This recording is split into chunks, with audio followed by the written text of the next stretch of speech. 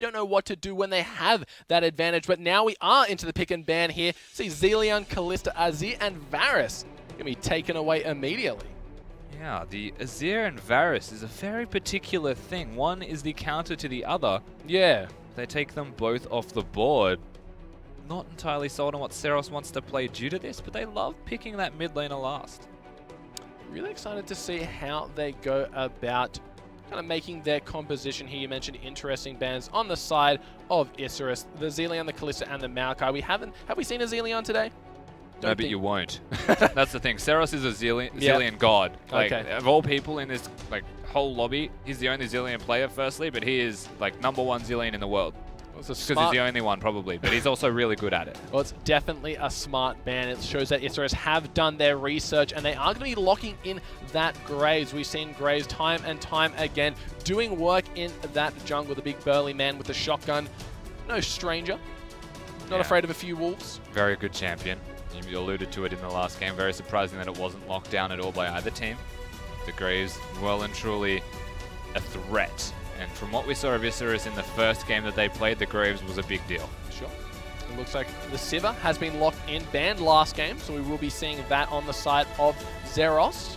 Kindred being hovered over here, that does get locked in, so the Kindreds, we haven't really seen them utilized to their full potential today, but maybe it is going to be on Catch, who is without a doubt the best jungler in his region.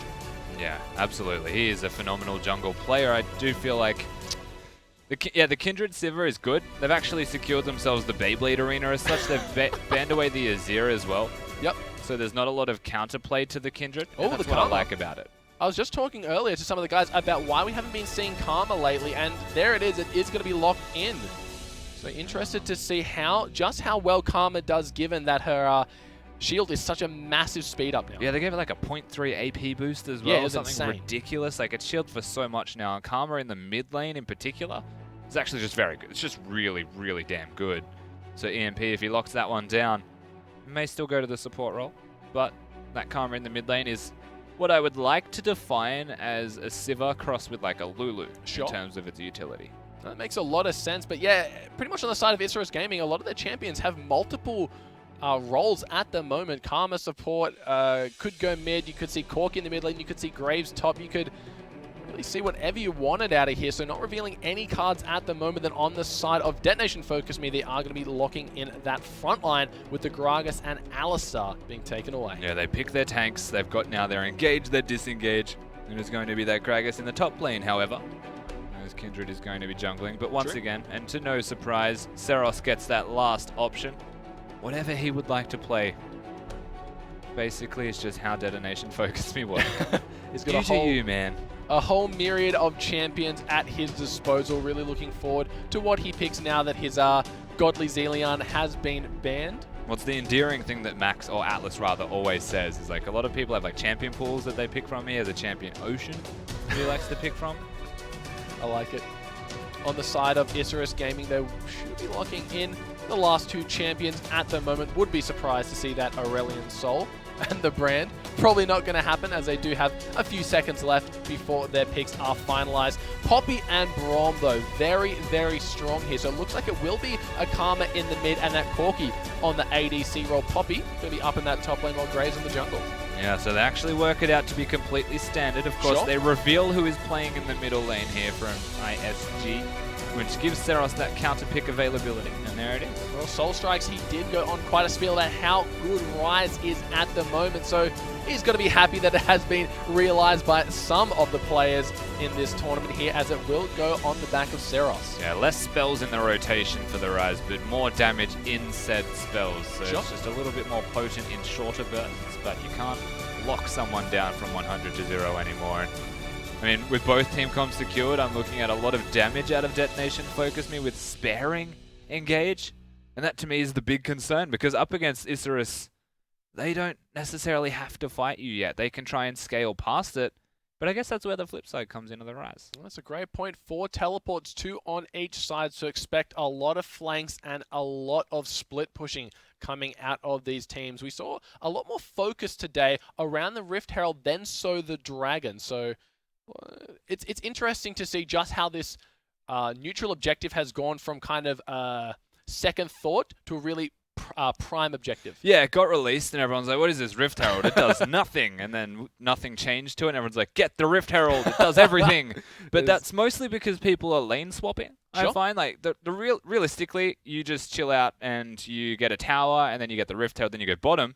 And you actually run the risk of getting 2 towers instead because of how much damage the minions now do. They're super empowered, essentially. And it actually just provides a lot of availability with lane swaps. And again, it became very important with utility. IEM, in particular, for a lot of regions was like, oh, hang on. It's actually very important that we get the Rift Herald. I think Europe and NA playing the Western lane swap as it's defined actually does prioritize that quite heavily. Yeah, we saw with a massive wave of minions just how fast a tower gets taken down earlier on in the day. I remember Graves having to ult just a wave of minions to keep his tower alive. But yeah, really interested to see how these teams prioritize if they lane swap at all. Yeah, the lane swap to me, so like I don't think there is a poor lane for either of these teams. The Alistars naturally are the ones that try to lane swap because you want to hide the Alistar, perhaps get that level 2, and then look to 2v2 lane. Braum naturally finds power at level 1. Can still lane swap, however. It just depends on what the teams actually want to do. Alrighty, we are now in the game. Really excited to see how these guys go. Karma versus Rise, not a matchup I'm quite versed in, but should be explosive nonetheless. Yeah, one has shields and does a lot of damage. The other one has shields and does a lot of damage. That's the basis of it. Yeah. Rise would be a little bit more ultimate reliant. Of course, gets the passive and can put spells down, but EMP doesn't need anything other than his Q. Yeah, it looks like both of them just feeling each other out now, making sure that no one can get a ward in any of those little cheeky regions, keeping everyone at bay. Looks like we will be seeing maybe a lane swap as we see Braum and Corki heading to that top while Sivir and Ali are on the bot side. Yeah. So it looks like the side of Braum going to be instigating that one. Yeah, Latin America South want to instigate said lane swap. I think they actually want to deep invade and stop jungle camps from being taken. They will be spotted by a ward, however, as they work their way there. But this, once again, we saw the first time these guys played it was a lane swap. And whilst it was a lane swap, it wasn't done optimally. It was actually quite questionable in the way that they put it into effect. So we'll see how they do it this time around against DetonatioN FocusMe, who are not a lane swap inclined team. They can do it if you make them do it. They'd rather 2v2 you. Well, looks like Eternal will be doing a little bit at this red buff. It does get smited away, so not going to take that one. Sivir comes in. Looks like their focus will be onto Kratos. Not too much going to come from that one, though. Oh, the 20 gold, though. Oh, the 40 gold, though. Hashtag worth. Wasting time, getting the extra money. Sort of worth because you missed the whole wave. But they actually just force people out of the jungle. Red buff, though, secured. That's the major conflicting difference. As level 2. Ooh, close. The snare not going to proc as Rise just gets out of range here. So on the side of DetonatioN FocusMe, they will be taking their second camp here. Neither of them hitting level 2. That's unfortunate. Yeah, completely pushed out of the other side of the jungle, however, which is why they are so behind in experience at the very least. A bit of farm potentially as well. As we are going to start taking down these turrets. Differences, though, from the Latin American South team. Yeah, they haven't actually brought people here yet. Zycro is there up by himself, while the side of FocusMe have got their entire lane swap squad in this bot. Udapon has made his way down. Here they come. A little bit late, and Pride only level 1. Yeah, so the cavalry arrives. I will say, though, it was very inefficiently done by Zycro to actually not have enough minions here. It may take them a little bit longer to get this done. In fact, it's going to take them a lot longer than that of DetonatioN FocusMe, who are playing this stock standard. No alterations. Looks like Kindred will be there in the wings should they need a little bit more damage to finish that one off after taking down the double Krugs. Tower very low in this bot side. Udapon should be getting the solo gold for this one. Might go over to Pride here. Or Zycro as Pride just moves up for that next wave of minions. Yeah, so they do give it to Pride. Sure. I'm not sure, he was just going on a little bit of a wander upside to see what happened. And we are going to give gold assignments towards the top lanes. No shared gold. So at the end of the day, taking the towers at the exact same amount of time, but see Kaltos, he is going to be going in, Kratos rather, going in to get himself that red buff. Yeah, has an extra buff in the start and doesn't find himself too far ahead in terms of farm, but naturally just has a bit more control of the major buffs on the map, even threatening mid lane. So both mid laners haven't really done too much yet, but what can you expect from a Ryze Karma lane? They just want to farm up to their item, teleport back in the lane should. It's an early pink. Oh, Claytos, he might be in a little bit of trouble here as Alistair comes from the flank. Not going to happen though as he just quick draws out of there. Yeah, Graves not too good at clearing out the pinks this early on in the game, especially as we see Catch just taking his jungle camp up in the top. Yeah, that pink was also just placed mega early though from DetonatioN FocusMe, so finds a point of safety. Was susceptible to a gank, however, thankfully, and it was a predictable timing from Claytos. They don't fall for it. And everything resets as we swap sides again. Get the other turret. Yeah, looks like it. Zeros went for the cull here, but on the side of Zycro, he's not going to have his own, so maybe falling a little bit behind if it's a pure farm lane, but where does Corki really find the time to get a cull? Yeah, I don't know if Corki necessarily, so like, whilst the cull's great, it isn't a necessary item buy, and like the only reason you get it is if you're taking damage or you think you're going to lose trades at a certain point in the game. And the gold. But the gold only makes it cost efficient, like it makes a net zero gain, right? So by having it, you need to actually need it, or you just spend 350 gold to get 350 gold. That's a fair call. I think it's 450, isn't it? Because you get one extra gold for every minion you kill, and you get like a bounty. Yeah, well, it adds up to being so like it's a net gain of 0 from having the item. So the only reason you get it is if you need a bit of extra sustain. Of course, Zeros doesn't necessarily need it, but it's a safety item. It looks like they will be picking that one up. Both teams trying to get their towers, but in the bot lane though, Isurus not going to be knocking that one down in time. So don't focus me off to a little bit of a lead already. Yeah, and they actually started that lane. So I'm getting, they keep going towards turrets. It's like, this isn't done efficiently from Isurus Gaming at all. Yep. But even that last one from DetonatioN FocusMe, it's like, oh, there's small details that perhaps could have been refined here and there. But all in all, Isurus Gaming have done this significantly worse. And, and we question this coming into it. Like, they're the ones that want the lane swap, but they've done it poorly. EMP might be in a little bit of trouble here. We mentioned that movement speed from the E, and it's just paying off already as he's able to zip out of there before Ryze can even think about getting in range. But yeah, DetonatioN FocusMe, they're not going to lose that tower in the bot. Gragas teleported in time to save that. So, like you mentioned, was a little bit sloppy, but both teams. But yeah, Isurus definitely coming out the lesser in that one. Yeah, and I mean, Udapon using that teleport as well was actually very clever to save the bottom lane turret. Resets with him with a short lane to protect him as well. So we actually find ourselves in somewhat standard lanes. Very difficult to directly say that they are standard lanes, however, given that one of them's got, well, both top laners, 80 carries rather, have no turrets. So Zycro is probably just going to push this lane up, and then he's probably going to disappear. It looks like Seros used his teleport after picking himself up the Catalyst and the Tier to make sure he gets back up to lane in time. A nice spell shield to prevent any damage, and a nice shield to do exactly the same as we see Claytos going to be getting another red buff. So he's done a great job of controlling the buffs this game. Yeah, controlling the buffs once again. Very nice, but is it really enough when, you know, Kindred keeps up with farm, Kindred's keeping up with levels? It's a fair point. And there's no direct advantage gained by having all of these red buffs because no gank has been gotten up successfully from it regardless. Yeah. We can see the Kindred, mark of the Kindred on the Scuttle Crab in that top side river. No one making their way over to take or deny that one just yet. So we see actually called Mark of the Kindred. Is it Mark of the Kindred? Yeah. That's basic. Nothing cool. Just pretty simple. Yeah, they could have made that really cool. We'll come up with something, I'm sure, to spice it up a little bit. But a big wave in that top as we see Nubian Zycro going to be pushing that one in. No one to help them with getting anything more, and Catch is there also should they get a little over aggressive. Yeah, so long lane they want to try and reset the minion wave, otherwise things could get a little bit frozen in the top lane for DetonatioN FocusMe, and so Zycro and whatnot would definitely struggle, so see what they can do. Of course, the Sivir, I'm not going to say Sivir's ever really inclined to freeze. Yep. Still better safe than sorry, as honestly, junglers are the big important factor to me at the moment. They need to try and get something done. Yeah, Claytos denies that mark of the Kindred after picking up the Scuttle Crab for himself. So we mentioned the last Kindred game just how good luck it is to get it on that Scuttle Crab. Means you don't have to pass over that halfway mark to get yourself another stack. So kind of missing out on that one there, I feel. Yeah, he's missing out a little bit, but naturally with the slow pace that this game has started with, Kindred's going to be able to stack up at a reasonably fast pace. Of course, 9-minute Devourer. Yeah, that's got to be good. We see Karma in the mid lane going for that Frostfang once again, something we haven't seen in quite a while, but obviously still wants the benefit of the Frost Queen's claim later on. Yeah, reasonably out of meta item, I will say. You only get 10% cooldown reduction instead of the Morellos or the Athenes, which is more. But you still find your advantages with this. You can't actually get caught out of position in mid lane as much, especially when warding. Sure. Because it's the safety button. You just put out your spooky ghost and try and find people catching you out of position instead.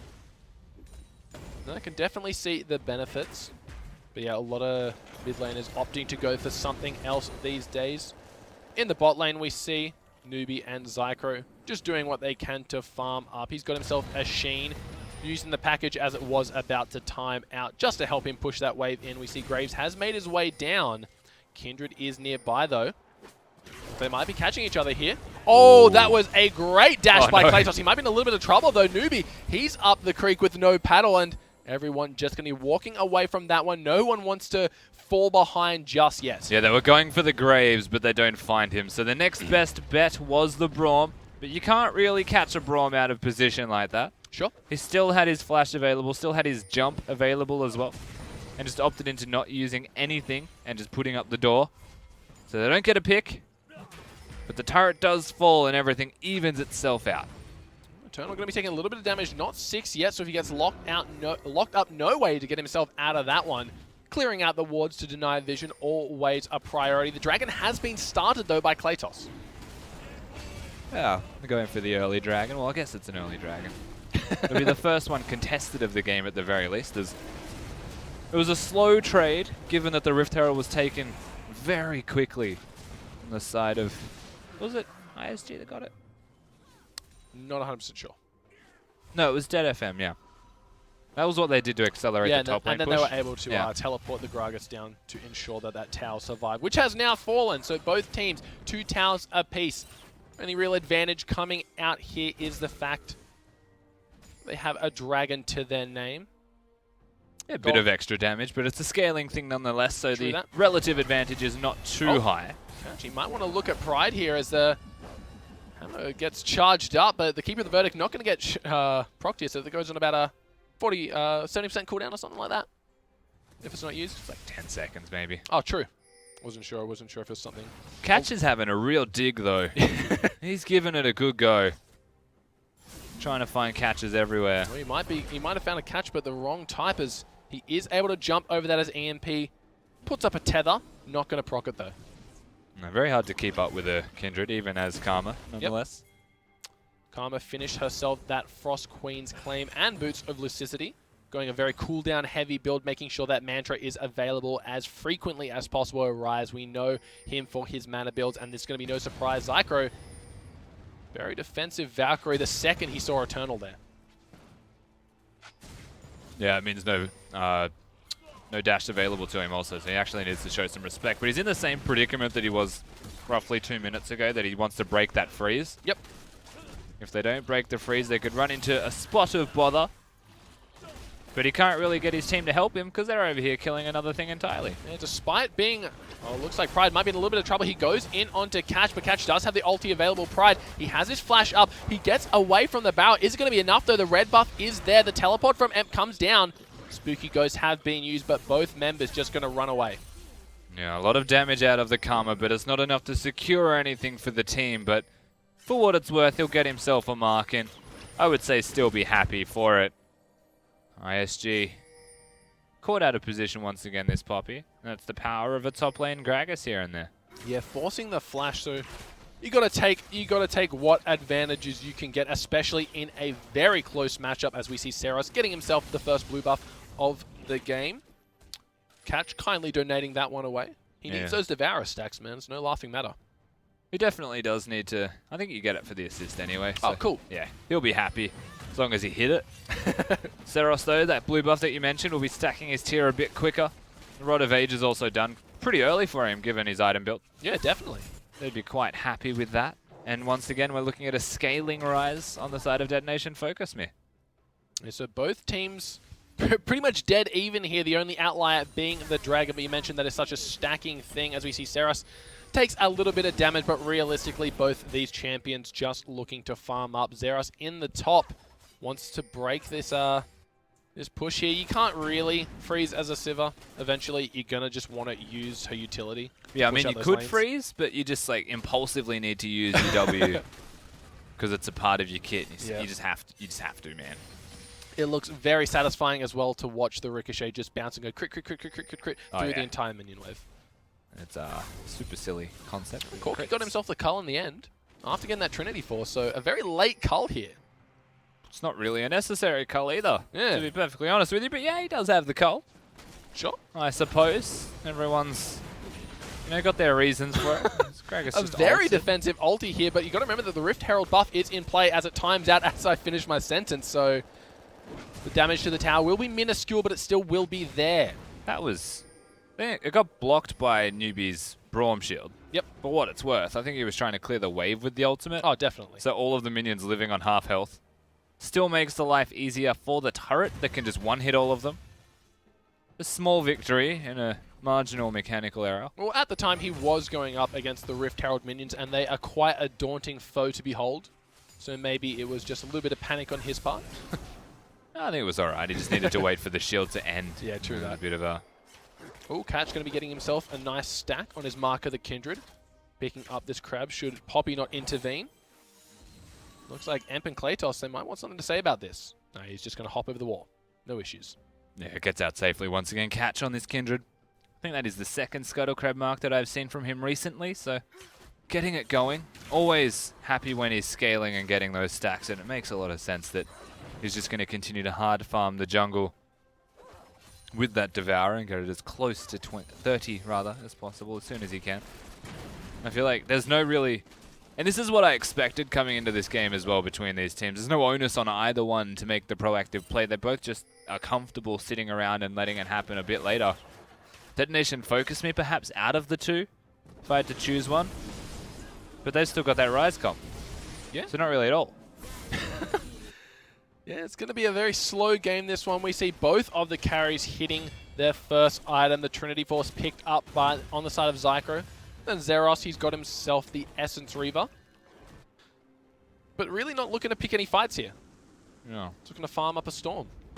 Everyone very content waiting for those items. Of course, the Trinity Force, namely, would be Isurus Gaming's best bet at being aggressive. And you can see every time he has his package, he goes super aggressive and tries to actually push things out. It's also unusual lane assignments from DetonatioN FocusMe by having Zerost with the Poppy at all times. Sure. And, I mean, I feel like there's probably a kill threat on that Sivir if Kratos was anywhere nearby, but he never seems to be. Another mark of the Kindred appearing on that Scuttle Crab, so having a lot of really good luck here as Eternal. Going to be shredding the armor and resistance, making sure that's an easy one for Catch to catch. The dragon has spawned, so we might see DFM get themselves the first dragon of the game here. What's the actual passive called? It's called Mark of the Kindred. The whole thing is Yes. it? Like the mark and the passive? It's called Mark of the Kindred as we see a fight. Oh, he might be in a little bit of trouble here. Oh, the Flash Lamb's Respite going to be keeping him alive, but is it enough? The shields go down. The first blood goes over to Graves, taking out that Rise. The fight isn't over yet. He wants to make something happen. Pride knocks one away, but Zycro, he's got himself enough damage to finish off one more. They're so low. That's going to be it. Zycro takes out Sivir with a well-placed rocket. So just like that, that game explodes. And that's 2 kills going over. 2 big kills and a lot of pressure now established in this middle lane. It's pretty hard to break a Gragas lane, but they're definitely going to try with 5 members strong. Isurus Gaming, they get themselves the first big scuffle of this game, and they come out very successful. Yeah, that was a massive catch onto Saros. He was just in the wrong place and the wrong time. A beautiful Flash Respite by Catch to keep him alive, but it wasn't enough. And then Zeros falling to a well-placed rocket on the end of that. That puts Isurus up about 400 gold, Rusty. Yeah, you know, like a reasonable margin, you would say. But nope, not this time around. Of course, they only get themselves the kills and not a whole lot of gold as any type of buffer whatsoever, but they still have a bit of momentum. And that's the big thing that you have to take away from any competitive game that you watch is momentum dictates who has control of the map. Zeros caught out of position. It's not a promising sign for things to come, but only because Isurus Gaming are going to start playing a little bit more aggressively with their stance due to this. Well, DFM were able to get themselves the Dragon on the back of that skirmish, so they can take that away from that fight. And this is the third Rift Herald of this game as well, if they choose to take this one down. He's going to go extinct soon if The they keep this up. attention that it gets from all of these teams is phenomenal. It's really proving to be a great addition to the map, allowing for some reason to control the top side of the map this early on. Teams really prioritizing the buff that it gives. We see Karma picking that one up. Looks like the mid tower is really what they want to siege out here. And it's funny to me because nobody actually contests it. Yeah. And that's probably why everyone just goes for it, because it is considered, I have nothing else to do on the map, it's a free objective, let's just take it. But if people actually started contesting it like it was an object of worth to them, things may change. Of course, it doesn't mean a whole lot if you have wave clear. Sure. You just got the buff there to kind of accelerate the minion waves. Looks pretty. It does look pretty. People turn purple. But all things considered, I do think that we need more reasons to watch people actually contest the Rift Herald. Same with the Dragon. No one really contests the Dragon anymore. They just take it as a free objective. Yeah. Well, Catch, he wants to take that Dragon because he's got himself that fully stacked Devourer. Now looks like the fight has started, and he wants to go for something here. Gets the snare. It's going to be enough. The Braum ulti comes through, but Eternal doing a great job of keeping everyone locked up. Pride comes in. Braum goes down. Seros, he's going to be getting the nice lockdown onto EMP, who gets taken out. So they answer with 2 kills of their own. Isurus, they're on the back foot. Yeah, they absolutely are. A lot of pressure now achieved by Detonation FocusMe, and you would imagine this siege a little bit more realistic. Yeah. Alistar for Dive, as an example, is a very scary prospect. And there we get the first mid lane turret break. Yeah, Seros doing a great job of locking down the correct targets. Braum may have been a bit more than he could chew off there, trying to be that tanky frontliner, but he's not that tanky just yet. Rise was able to combo him down with a machine gun of spell slings. Yeah, definitely smart play here from Detonation FocusMe. Again, recognizing that they can win that team fight was very important. Seros is doing a ridiculous amount of damage. He has a ridiculous amount of farm. And you would imagine that he's about to go back and finish off that Seraph's Embrace, and perhaps upgrade his boots, and then be even stronger. Yeah, it looks like Zeros went for the early Phantom Dancer. Going to be a lot of attack speed, a lot of crit. Great, because Siva, she can just attack the front line and let the Ricochet do the rest. One crit, they all crit. So one of the only carries that can get away with that type of play. Looks like EMP just going to be clearing out a Waters newbie. Get some over on the very contested Rift Herald, which has now spawned into the Baron. I don't think either of his teams will be giving that one up uncontested. And it's funny, because we even, I briefly touched on the momentum thing. That was definitely Isurus trying to engage. Yeah, they felt like they were a little bit ahead. He was waiting. They turned it around, but Seros had already bursted EMP by a fair bit, as they're going again. Oh, Kratos might be in a little bit of trouble, but there is Pride in the front line showing what Poppy's worth. The teleport was cancelled. By both. No one coming in here. Catch, he might have been caught out. Pride wants to go for this one. The flash just at the end of that tether. So EMP, the Karma, not really being able to do much with the tethers. The shield is great and all. The speed up is beautiful. That was a curious cancel, though. Yeah. Gragas potentially put himself in a bad position if he followed it up, sure, but he also just forced the flash out of Catch. It's a great point. Which I guess was a communication error, because he kind of stayed around expecting the teleport to finish. I don't know.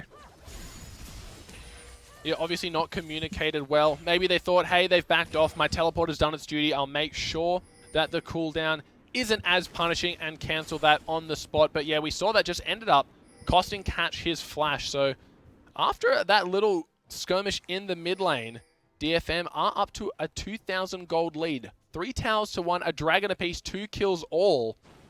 Both these teams, you mentioned how much momentum that Isurus were running on. But now the ball's in the court of DFM. Let's see if they can either make something happen or history repeat itself, and the play will be a little bit too over-aggressive. I think the idea is don't just sit mid lane and let Isurus Gaming chill out and hit a team fight that they're looking for the later the game goes, because naturally that's not the right idea. And you do run the risk of actually going down an entire game from one mistake. DFM, they've got the slight edge. Yep. They've also got the Rise with 2 massive items. And they need to actually start trying to pull the trigger a little bit more effectively, as this dragon is actually the big point of contention. Yeah, Pride started that when we see all 5 members of DFM in the river.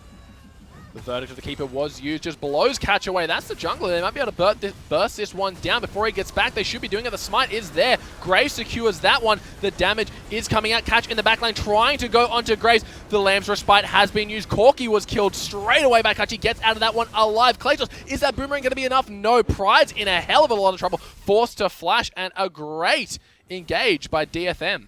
The positives and negatives of a Lamb's Respite was just very much evident right there. Of course, we saw a lot of low health bars, but nobody actually dying because they were all safe. Kratos, of course, doing as much damage as he can, saving his flash until as late as possible. Sure. Almost backfired, but it didn't. As once again, we reset with nothing really to speak of besides Zycro dying. Looks like EMP has picked himself up that Rabadon's Death Cap, and I haven't seen mid laners bite in quite some time, but Karma, she just wants that pure AP, as we mentioned. Yeah. The AP scalings on her moves did receive quite a buff. I guess the cool thing about Karma as well is auto attacks reduce the cooldown of the ultimate, the mantra, and you're not an ultimate reliant champion. It's only aided further by said auto attack. So Q being a very low cooldown, you want to do as much damage as you can with it. Perhaps cooldown reduction is a better idea, but with Lucidity, it makes up for it to an extent. The Death Cap, actually a very good suggestion. Yeah, fair call. Looks like Catch has finished his Sated Devourer. Got himself the more Mortis and got himself a Zeal, whilst also picking up those boots of Swifter. So he's going to be zipping around like a lamb from a wolf. Rise, he's finished himself that Seraph's Embrace. The tier has been fully stacked. 10 stacks on the Rod of Ages. So basically, the time bomb has exploded, and now it's just straight items after this. I think it's about which wire to cut, honestly, as Civ is actually quite low. Well, Psycho might be in a little bit of trouble. On the hunt has been Proc. Newbie might be the one getting caught out here. He is super low. There is the Gragas flashing in. EMP goes into the fight. There's going to be 2 kills going over to DFM. They pull the trigger, and what a shot they just fired. Oh, they got him. Oh, no. This Rune Prison's going to be enough. Kratos maybe going to have to dash out of that one. Yeah, no safety for 3 members of Isurus, and absolutely right, they've got the Baron as a possibility. It's a Sated Devourer, it's a Rise as well. Like, watch how quickly this actually goes down between all of these members of Detonation FocusMe. There is a teleport, however. I think they want to contest. Yeah, Kratos and Prize, they don't want to let this one go down without a fight. Keeper of the Verdict goes down, blows out Gragas, but that's not the jungler. Rise picks up the Baron for his team. They might want to back out from this one. They want to keep all 5 buffs alive. Yeah. What an advantage, DFM. This game has just exploded, Rusty. Absolutely. 5,000 gold in the lead. 6 kills to 2. After what seemed like an eternity, we are now seeing the fighting erupt. Yeah, big item buys now to come out as well from Detonation FocusMe. With a lead like this, at this time in the game, you would imagine they'll start looking a little bit more aggressively to siege down some objectives, get those turrets going, and utilize that Baron power play much more effectively. Isurus Gaming, they just seem respondent to everything, but they're not responding well enough, and in fact they're getting caught out of position a lot. This is the double teleport all over again. Yeah, we gave them praise earlier on about how well they can do from playing from behind. They're going to have to prove us right and do exactly that, because the ball is well and truly in DFM's court. All they have to do is go for the 3-pointer. Yeah, sports ball reference. I don't know if the 3-pointer is the right description. I was with you. I was very with you up until the 3-pointer. I was like, I don't know. Does it show that I don't know basketball? The 3-pointer is a harder shot. Yeah, they want to go for the hard shot, man. Easy. More points. Why would you do that when there's easy shots? I don't know. You do the 15-foot jumper. All right, Rusty, you caught me. Yeah. I don't know the sports ball. Nailed it. Hey, you took on that challenge. That's all I'm saying. I didn't force anything out of your mouth. He called me out. I'll respect that one. Catch though, might have been caught out himself here. Is going to able to jump over that wall. Oof. Wolf giving him that extra bit of cooldown to maintain that one. Yeah, they actually popped the more of Malmortius, I believe, from him also. Needs to show a little bit of respect here, Catch, but naturally once he finds something that he can hit, he'll get all of his health back, and I guess they're just not actually able to push in yet, Detonation FocusMe. Being very cautious to the poke that is available from Isurus. And there is a lot of it between a Corki and a Karma. Sure. Every time a Mantra Q connects, you lose probably a third of your health immediately. Catch has got himself that Phantom Dancer, so a nice chunk of damage reduction coming out of that one. Pride, he can't even stand near that. Look how much damage is coming out. Catches with a few autos, a few hops, skips, and jumps. they've got themselves a bot tower here. Yeah, Catch is freakishly far ahead right now. Like, that's just the way that Kindred naturally starts to work, either behind or ahead. This one is doing stupid amounts of damage to even the top laner of ISG in Pride. Two armor items, and he just shred through it like butter. Yeah, absolutely right. And once again, this is the kind spawn of the marks of the Kindred as well. Able to go from top lane to bottom lane, get the dragon whilst getting marks at the same time. So the early sated, the many marks that come out, and that's a happy Kindred. 30 seconds left on this dragon, and so we've seen the teams have been trading it backwards and forwards, but there's no reason for DFM to give this one up as they are in a commanding lead right now. It's going to be on to Karma to land a few of those clutch Qs, keep their team from getting caught up. Even a last whisper for Kindred. Oh, wow. That's like taking aggression to the next level, and that's wanting to take out all of the tanks. It's not too bad of a decision. Sure. But you are squishy. Well, that's why Lamb's Respite is there, to keep herself alive. Friday might want to go into this one. W being proc, the Karma ulti, the Karma shield as well, but DFM, they're no stranger to running fast themselves. That on the hunt. Yeah, they're about as fast as the Sivir ultimate here with the Karma team composition. So everybody at the exact same pace, which is faster than average, just walks away. But again, that dragon is a thing. They walk away at a very brisk pace. Catch isn't there. He was off trying to teleport. get his own camp. The teleport comes in through the back. Pride might be in a little bit of trouble, but it looks like the dragon is going to be the primary focus. Yeah, you're not wrong. The Karma has engaged, has been used. Pride, he's looking for a target to go on, can't find one. Catch maybe wanted to go for this one. A beautiful ulti, going to be knocking them away, but the smite out of Catch. Despite all of that, he still gets the dragon. Yeah, and Kindred's just going to try and zone them away from this middle lane. If anyone rotates, they'll be making a mistake and potentially die for this. So keep your eyes peeled on that Kindred on the minimap. As Detonation FocusMe, they secure the dragon through said Kindred, and now they get a mid lane turret to boot. Look at him, he's cheeky. Impressive plays, impressive plays. Absolutely, it was very impressively done. Most importantly from Catch to secure that dragon again. Yeah, despite that he was on the other side of the map when it was started, trying to go after one of his marks of the Kindred. Came back in halfway through the dragon. Poppy knocks away 2 members of the team, and then proceeds to fall back, allowing Kindred to get in, smite, and get out. Looks like they're trying to answer with a mid tower of their own, but not doing as much damage as they hoped. Yeah. I mean, in terms of execution, you can see Isurus, they're doing it as a 5-man roster, and this is the right idea. They've got the numbers advantage, so yeah, they do get the turret. Now they get it in the end. Gragas was still top, no teleport available through ISG. They're not out of the game yet. They're very well and truly behind. But we said that in game number 1 of the day. This is almost, it's getting closer to the unachievable gold margin, but we have seen teams come back from higher than this, that is for certain. And once again, given the team composition that they've got, they're very capable of bursting somebody out. Graves is always going to scale. Corki with that 3rd item, which will be coming up now. There you go. Another rapid fire cannon tonight. Yeah, he's going to be doing a lot of damage. Of course, rapid fire are part of the trinity of Corki items, you would imagine. Yep. Rapid fire onto Graves also. Yeah, that one's a bit different. Yeah, not something I'm used to seeing, especially on the jungle Graves. Instead of the Phantom Dancer is the major contrast there, but rapid fire was the original item that you would get on Graves. Yep. Extra range on your auto attacks against teams that maybe want to fight you in close quarters that you're not comfortable with. Helps with catching people as well. Does the extra range work on all 5 of the bucks? Just 1, I think, isn't it? I think it's the middle one. Yeah, I think it's just the middle one, so you're not going to be getting the full brunt of damage, but... Yeah, no, pop quiz, but if you crit and you get double the bullets, how many... Yeah. True that, Rusty. Not to mention a Graves with a red buff is enough to just catch you out and keep you there. Yeah, no, it's just actually very handy, the utility behind it as well. Builds out of a very nice item path as well. You don't need a static shiv. May as well get the other utility part. Catch just backflips out of that one. Doesn't want none of a chair to the face that Newbie has to offer. Gragas just milling around there.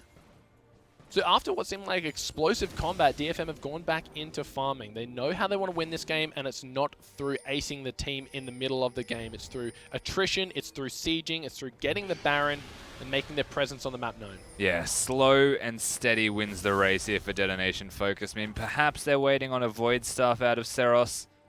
There is a chunk of magic resistance on the top laner and jungler, and even with the Aegis. So, yeah, I would imagine with this item build, they'll go back towards the Baron. They'll look to contest this area and just get a successful team fight straight off the bat, as long as they don't stop taking hits to the Baron. Poppy's got a teleport available, so she is going to be able to get in the fight regardless of her position on the map. Looks like Catch wants to do as much damage as he can. It looks like they've found onto Kratos. He might be in a bit of trouble, going to have to burn the flash, but he's walking the wrong way. Here comes Poppy. I don't think she's in a good enough position, though. The only one in target is moving the flash over the wall. Saros, he gets exhausted, but so much damage coming out down onto the Corki is going to be enough. Emp is the next one to fall. Newbie and Saros, they are just duking it out here. The heal comes through to give them extra movement speed. Pride on the wrong side of the map. Utapon not going to have enough. Siva does eventually kill the Corki. That's going to be 4-0 in favor of Don't Focus Me. 4 people dead and only the Braum alive. They don't necessarily need to get the Baron buff because the minions are going to crash now as Gragas guides them towards the top lane inhibitor turret, even tanking it. This is a very extended period of time where I'm not sure that they're going to be able to hold on. This could potentially be the whole game. Yeah, 5 seconds on Graves. The rest sporting about a 15-second death timer. It looks like DetonatioN FocusMe want to detonate and focus this base as they go for the first inhibitor turret. Oh, Eternal just bucking Graves away. The second one is going to go down. The Lamb's Respite has been used. The Nexus is undefended. Only 2 members left alive. This should be it. DetonatioN FocusMe take a convincing win against ISG. Well played to them. And one step in the right direction for DetonatioN FocusMe and the entire Japanese region once again, as their pride will be restored a little bit after this game, but a very impressive performance, honestly, from this team. They found a lead, they used that lead, and they effectively consolidated that lead to just win the game. They didn't need the Baron. That's the most important thing.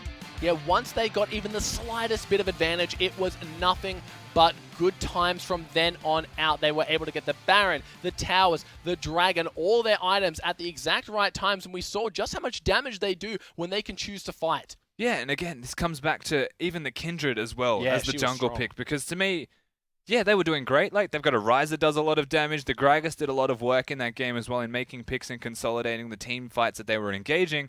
But that Kindred just did so much damage. They were pushing out Poppy. Like, the front line did not exist from Isurus at all. You can definitely see why DetonatioN FocusMe have been the top team in their region, doing such a good job of showing that off in the game. But we're going to have a quick look at the entire wrap-up of today.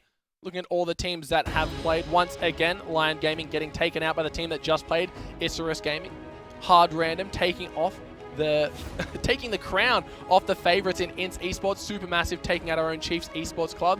DetonatioN FocusMe, while they look strong in that game, not so strong, being taken out by the Saigon Jokers. Hard Random at it again with the win over Chiefs. INS, who looked unstoppable against Lying, get themselves another win. DetonatioN FocusMe showed that they're no team to be messed around with. Just absolutely dominated in that last game. Yeah, some curious performances, I think, across the board here from all of these teams today. Of course, we've seen them all play. And there's only two teams, I believe, total that have actually gone 0-2 so far, and that is LAN and OST. So unfortunate stuff for them. Bless the Oceanic team. But again, I actually think that there's a lot of strong performances from everybody across the board. And I've always likened the wildcard teams in terms of performance to the LCS compadres to like kind of compare how they actually go. I'd like to think that everyone who performed today is a low-tier LCS to mid-tier LCS. So definitely signs of holistic improvement throughout all of the wildcard regions. Yeah, definitely a mixed bag of talent here. So really looking forward to that. We're going to take a quick look at the overall standings at the moment. You can see Hard Random up 2-0.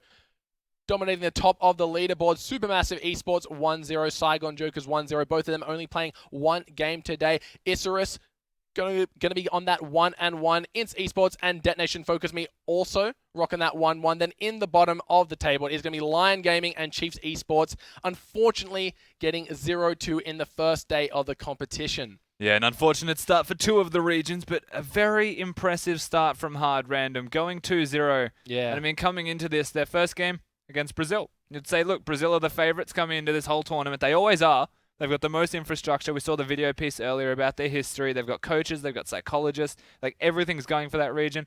Hard Random just walk in and destroy them. Yeah, that was clinical. They are looking very, very strong, and I'm excited to see what they can deliver in day number 2. Speaking of day number 2, we're going to have a little bit of a look at tomorrow's games. You got Chiefs taking on INS. That's going to be a game to watch. Saigon Jokers going to be rounding it out against Supermassive Esports. Hard Random taking on Lion Gaming. INS Esports up against Isurus.